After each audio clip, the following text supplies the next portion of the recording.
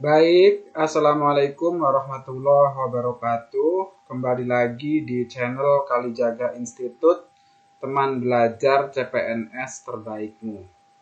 Baik teman-teman, setelah sudah rilis ya jadwal CPNS 2024, teman-teman sudah rame, kita masih terus sharing ya. Kita masih terus sharing bagaimana bahas soal-soal FRTWK, khususnya bahasa Indonesia tahun-tahun sebelumnya ya. Teman-teman, pendaftaran kalau nggak salah itu ada di akhir Agustus ya. Dibuka seleksi administrasi itu 19 Agustus sampai 2 September kalau nggak salah ya. Silahkan teman-teman mempersiapkan diri ya untuk belajar. Mari kita lanjutkan. Oke, soal-soal SKD TWK khususnya bahasa Indonesia ya. Ini menjadi momok tersendiri ya, teman-teman. TWK ini walaupun soalnya ada 30, jadi kalau dikali 5 benar semua 150 ya. Passing grade-nya atau PG-nya ini cukup kecil ya, 65 saja. Tetapi ini banyak menjadi momok ya bagi teman-teman, banyak yang kurang passing grade-nya di wawasan kebangsaan ini. Mudah-mudahan dengan kami terus meng-share soal-soal tipe-tipe tahun sebelumnya, ini bisa bermanfaat buat teman-teman. Oke, teman-teman silakan bisa mempause dulu untuk menjawab latihan soal-soal TWK bahasa Indonesia ini. Berikut penggunaan EYD yang benar. Kecuali. Nah, berarti teman-teman di situ ada kata kecuali. Nah, berarti yang salah ya. A. Ibu ke pasar membeli buah-buahan. 2. Matoa, nangka, alpukat, ceri, dan apel.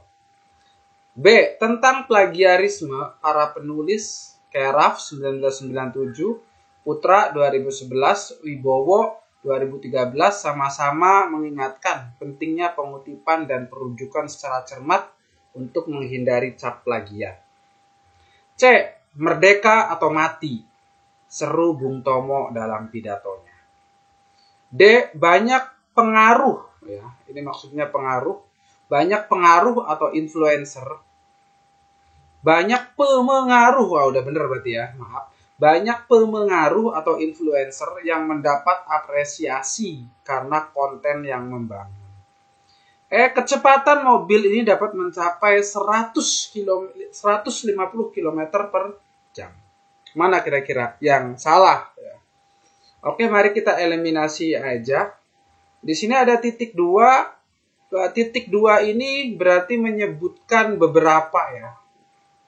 Jadi kalau misalnya di bawah ini terdapat 5 macam suku, nah, berarti ada titik 2. Di sini sudah nyebutin jenis-jenis dari buah-buahannya, berarti ini betul.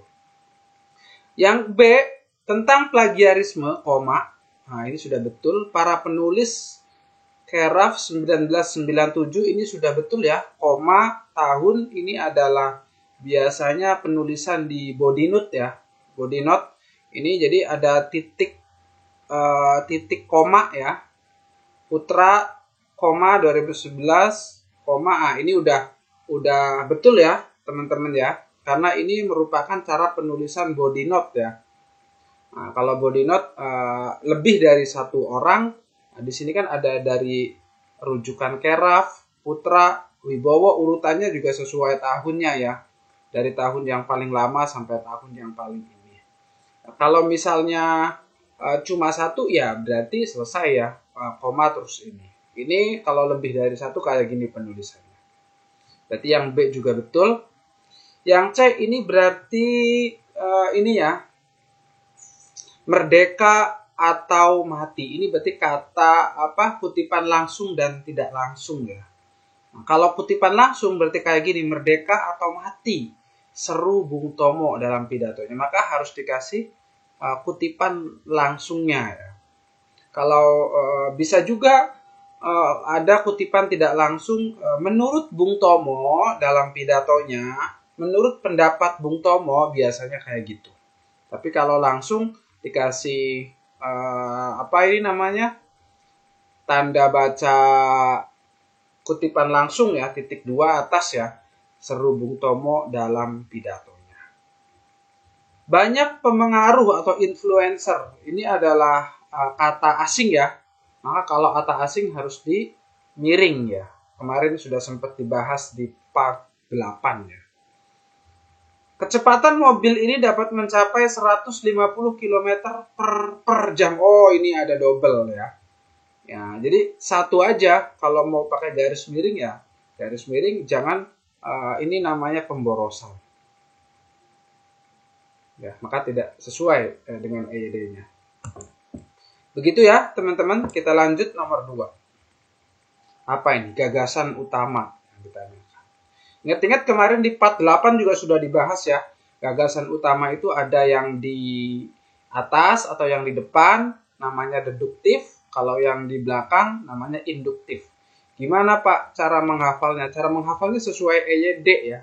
Ada deduktif kan depannya D, berarti duluan, maka di awal. Kalau I kan setelah I ya, maksudnya daripada D itu secara alfabetis duluan, DI itu ada di belakang, maka ini di belakang kalimat utamanya atau ide pokoknya. Saya sih gitu aja cara menghafalnya biar tidak kebalik. Jadi ada deduktif, ada induktif, ada juga campuran ya. Campuran itu ada di atas, ada di tengah kadang-kadang ya. Ciri-cirinya kalau di awal itu biasanya menjelaskan. Jadi misalnya ibu kota Indonesia adalah Jakarta. Itu biasanya di awal tuh. Jakarta merupakan kota yang sangat indah namun macet. Di Jakarta pula, nah itu di awal. Tapi kalau di belakang biasanya diakhiri dengan conclusion atau kesimpulan ya. Contohnya gini, merpati mempunyai kaki 2. Merpati punya sayap yang sangat indah. Terus di bawahnya ada begitulah ciri-ciri burung merpati. Nah, maka ada kesimpulan di bawahnya ya. Mari kita baca. Kucing adalah hewan berbulu. Kucing memiliki kaki 4. Warnanya bermacam-macam. Kucing adalah sosok hewan yang sangat menggemaskan. Tingkahnya yang lucu membuat seseorang jatuh cinta kepadanya. Kucing juga seringkali menemani ownernya di saat kesepian. Wajar jika banyak orang menyukainya. Gagasan utama daripada... Ingat, gagasan utama ini kan adalah yang menjadi inti dari paragraf ini ya. Jadi di paragraf ini dia cerita apa? Semua orang suka kucing. Ada nggak di sini? Nggak ada ya. Semua orang suka kucing. Dan tidak bilang semua orang misalnya. Di sini adanya wajar jika banyak orang menyukainya. Tetapi di atas dia tidak cerita bahwa orang-orang ini banyak suka kucing. Kucing ciptaan Tuhan juga sama ya. Tidak diceritakan. Banyak orang menyukainya. Nah, ini masih rancu ya. Kucing adalah sosok hewan yang sangat menggemaskan. Berarti mana nih? Kucing adalah sosok hewan yang sangat menggemaskan. Bener nggak semua cerita kucing sosok yang menggemaskan? Punya bulu, kaki 4, warna tingkahnya. Nah, ini betul ya. Tingkahnya yang lucu membuat seseorang jatuh cinta. Kucing juga seringkali jadi menggema. Kucing adalah hewan berbulu. Nah, di bawahnya tidak cerita bulu-bulu kucingnya. Nah, maka ini bukan. Ya, begitu ya. Nah, jadi dia cerita apa? Karena gagasan utama ini nanti menjadi induk. Jadi dia cerita tentang paragraf utama karena sisanya itu namanya kalimat penjelas. Ya. Jadi dalam satu paragraf itu kalimat utamanya ada satu, sisanya kalimat penjelas menjelaskan kalimat utama. Ya. Nah, jadi ini kenapa pas kucing yang menggemaskan, tingkahnya yang lucu, masalah cinta, kucing juga. Nah, jadi cerita bahwa kucing ini menggemaskan. Begitu. Nah, ini adalah bagi teman-teman yang suka dengan latihan-latihan ya untuk persiapan agar TWK-nya tidak jatuh seperti kebanyakan orang, ini kami sudah mengumpulkan soal-soal FR lebih dari 300 soal ya. Ini terdiri dari ada pembahasan, ada kunci jawaban, juga ada materi ya. Materinya ada materi nasionalisme, soal-soalnya ada, kunci jawaban, pembahasan, semua lengkap ya. Ini khusus subscriber, ini cuma 25k saja ya, seperti beli bakso atau beli bensin motor ya. 25k, silahkan teman-teman bisa menghubungi nomor di bawah ini 0878 2777 3593 via WA ya, ini 3. Nah, ini kalau ini cepat ya. Nomor 3. Istilah yang tepat untuk melengkapi kalimat rumpang. Nah, ini kalimat rumpang juga sering muncul ini hampir tiap tahun ya pada paragraf di atas. Berarti kalau kalimat rumpang tuh ada kalimat-kalimat yang bolong biasanya ya. Nanti kita masukin. Pondok pesantren dewasa ini menjadi titik-titik pilihan yang cukup baik dalam upaya pendidikan bagi anak. Pilihan-pilihan nggak mungkin ya. Alternatif pilihan, komposisi pilihan, enggak ya, kompetitif pilihan. Nah ini jelas sudah salah ya. Berarti cuma ada A ya, nggak usah dilanjutin ini ya.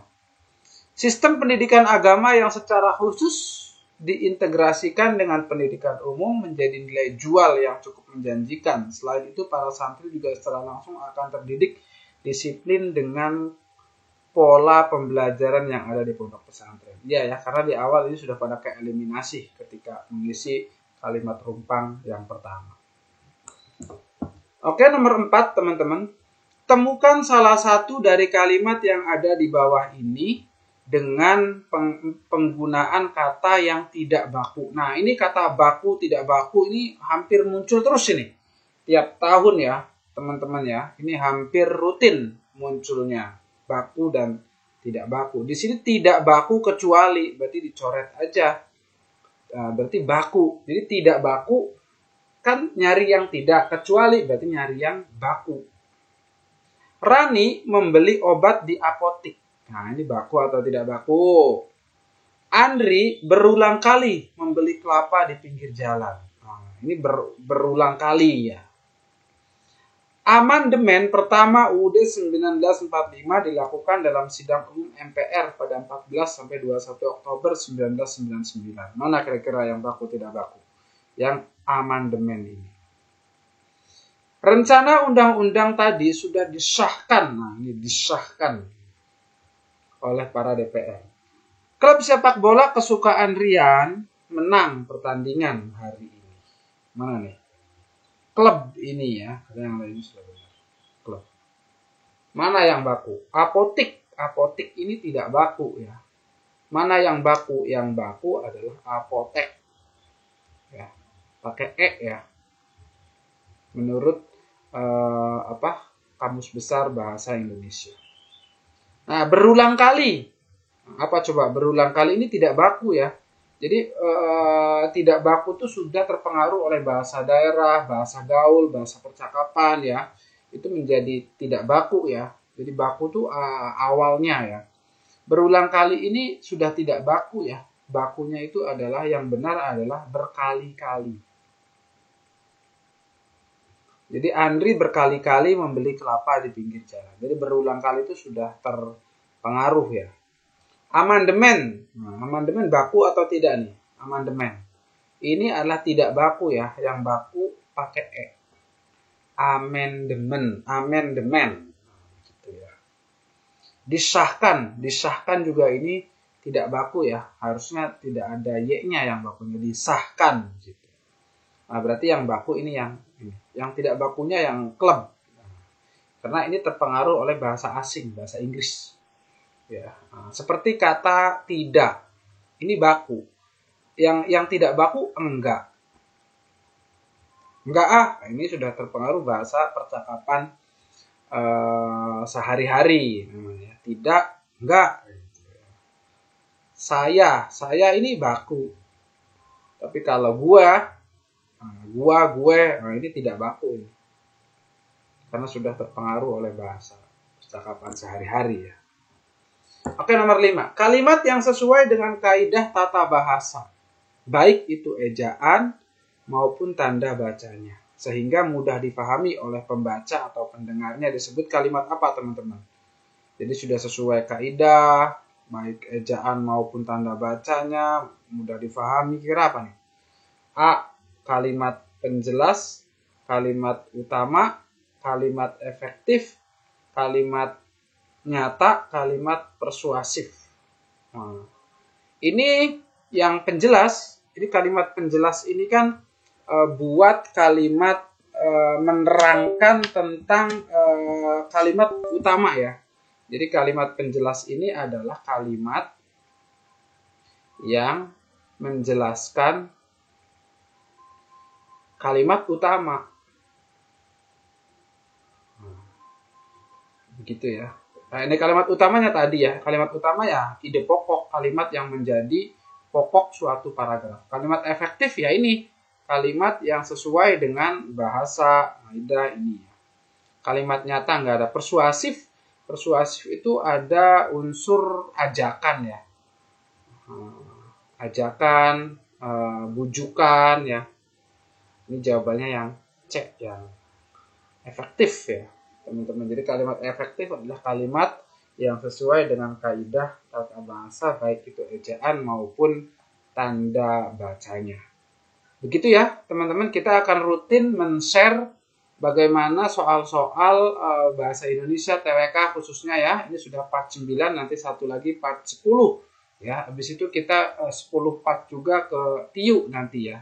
Mudah-mudahan sharing soal-soal ini bisa bermanfaat buat teman-teman ya. Terima kasih. Wassalamualaikum warahmatullahi wabarakatuh.